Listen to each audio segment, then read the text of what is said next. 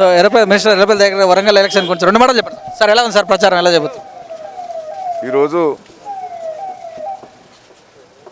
One side, ఎందుకంటే మన graduate ఎన్నికల లోపల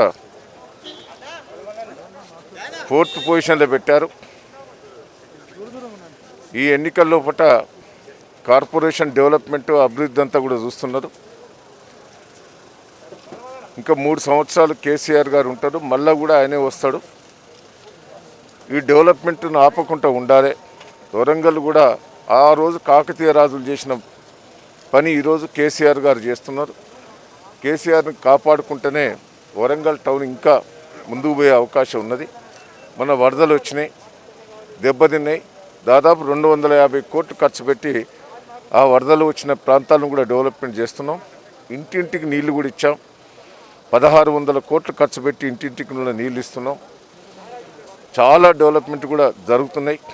దాన్ని ఇంకా ముందుకు తీసుకుపోవాలంటే తప్పకుండా కేసీఆర్ గారు ఈ రాష్ట్ర ప్రభుత్వం బలపరిచిన అభ్యర్థులను గెలిపించుకుంటేనే ముందుకు పోయే అవకాశం ఉంటుందనే బీజేపీకి ఆ పార్టీలు ఈ పార్టీలు తిరిగిన వాళ్ళు కూడా టీఆర్ఎస్ పార్టీకి ఓటేయాలనేది నిర్ణయించుకొని ఇలా వైశ్యాస్ ఉన్నారు.